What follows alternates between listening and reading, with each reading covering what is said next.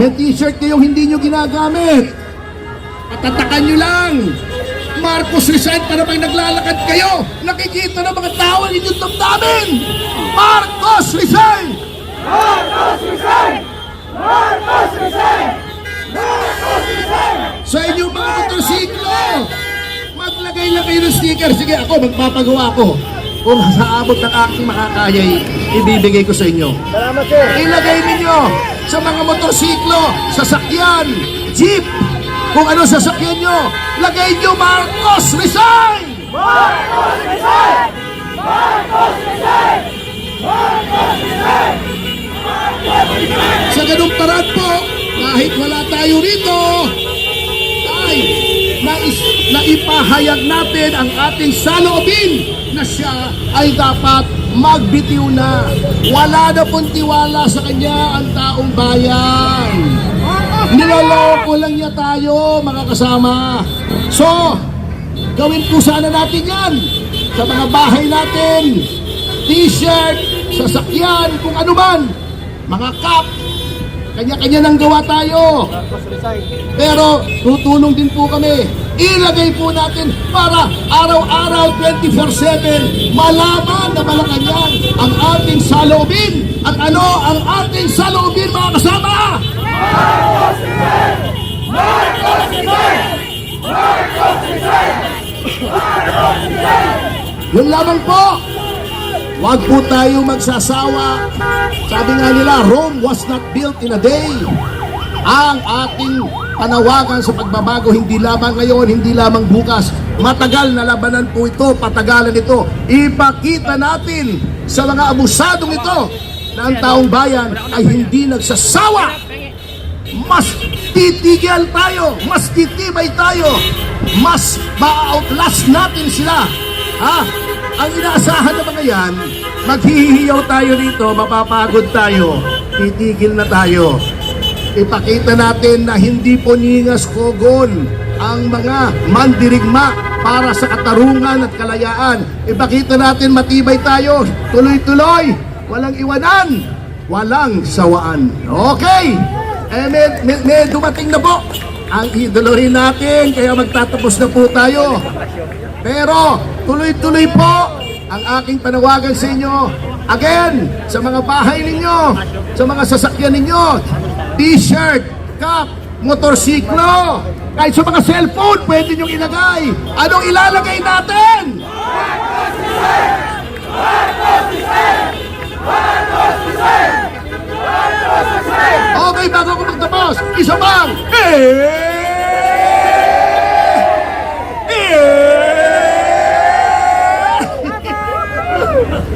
Maraming salamat po. Mabuhay ang bansang Pilipino. Mabuhay ang mamamayang Pilipino. Mabuhay ang ating tagapagtanggol ng ating karapatan! Okay, Atty. Topacio, sa sunod, ang ating tagapagsalita, isa rin tagapagtanggol ng ating karapatan, kahit na sa Kongreso, napapatsubi niya mga magnanakaw doon. Alam na natin, kilala nyo na ito. Matagal na kaming magkasama. Pabigyan lang natin muna, nagpapapicture siya. Okay yung streamer na BBM resign, ilabas nila. Yung BBM resign, ilabas nila. BBM resign. Okay, tawagan na po natin si Professor Malo Tikia. Palakpakan po natin!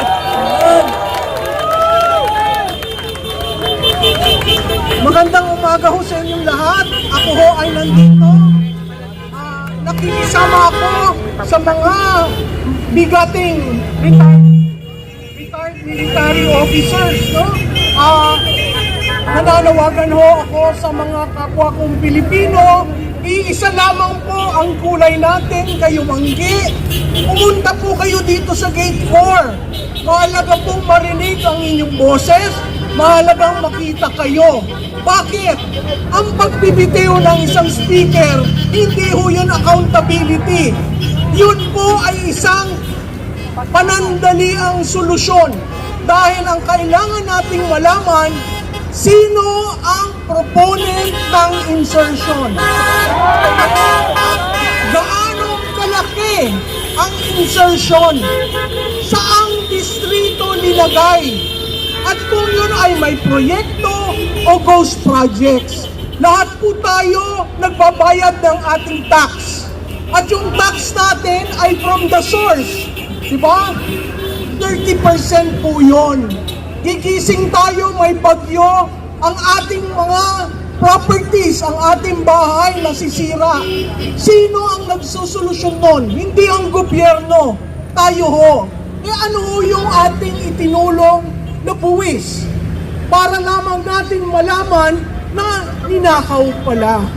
So hindi ho pagpapalit ng speaker ay solusyon. Maging accountable si Martin Romualdez. Hindi ho ang pagka-cancel ng travel authority ang solusyon. Alam niyo ho kung bakit, kahit wala ho si Congressman ko dito, may paper trail ho. Ang budget ho ay 7 volumes.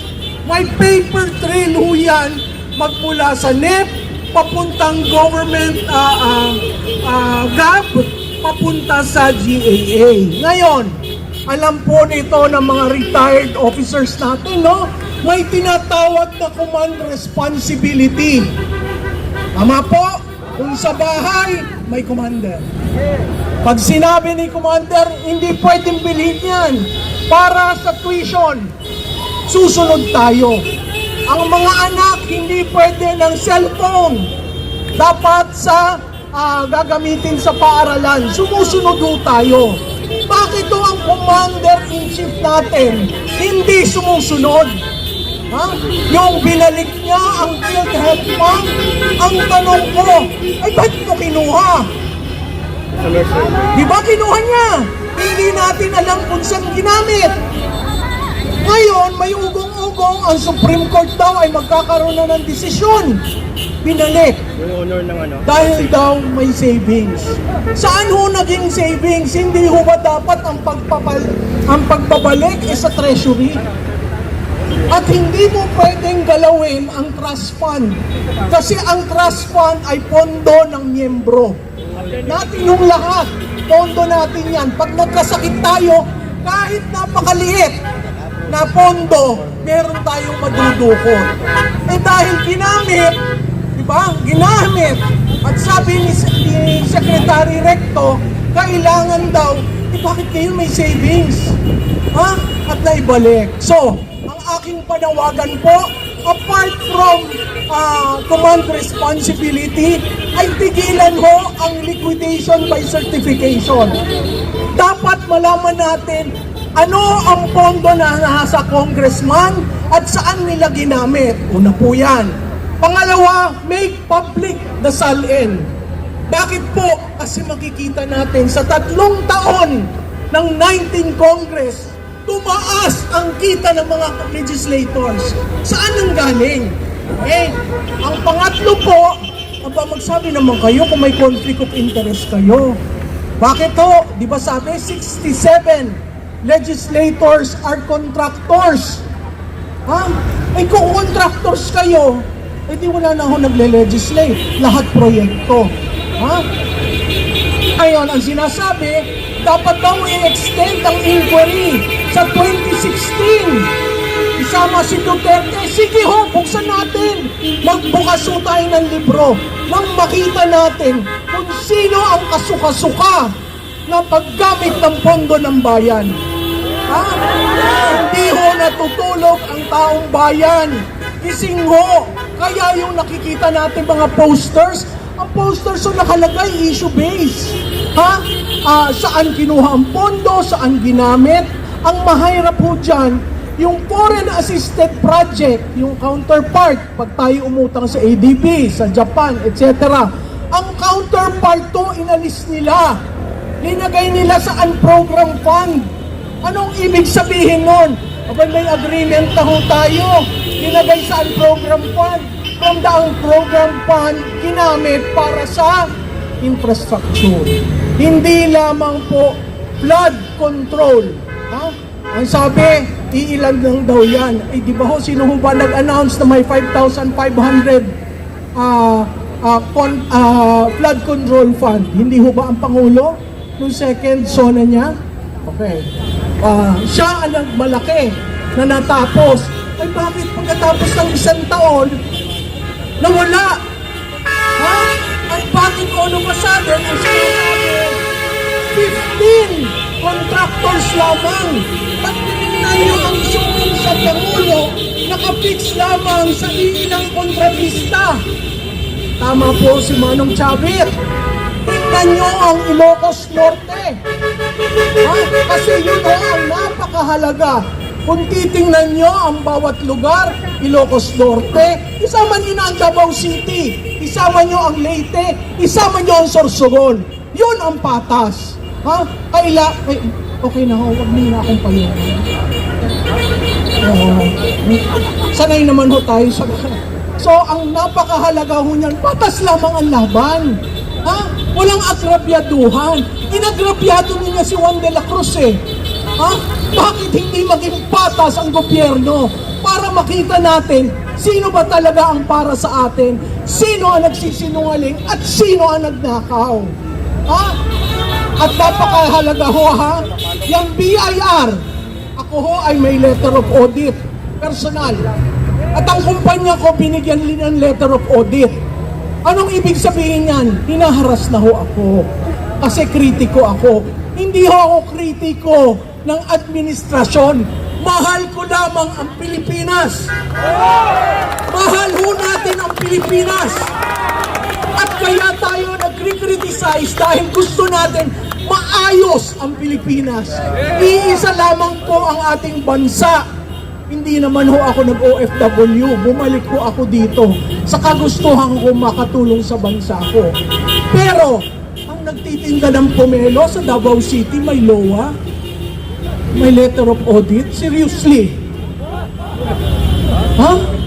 Ilan sa mga negosyanteng maliliit, medium scale, sa Davao City ang binigyan ng LOA.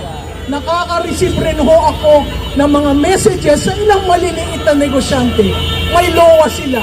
Ang tanong ko kay BIR Lumagi, bakit hindi nyo bigyan ng LOA ang mga kontratista? Bakit hindi nyo bigyan ng LOA ang mga congressman? Pag pumunta kayo sa parking ng House of Representatives, anong uri ng mga sasakyan na nakikita nyo? Wala na hong frugality. Hindi na ho nagtitipid. Kaya bang ho silang pinapakita sa taong bayan ang yaman nila? Ikaw ba naman magkakaroon ka ng 6 na bahay sa Forge Park? 12 ba ma'am? Diba? Ang tanong natin, wala na bang hangganan? Ha? Ganun na lamang ba kayong katakaw na hindi nyo intindihin ang ordinaryong tao? So, ako po ay sumasama dito in solidarity. Meron pong ilan sa mga opisyal, retired officers na nakilala ko, nakita ko ang pagmamahal nila sa bansa. No? Itong si Supetran, madalas ho kami mag-away nito.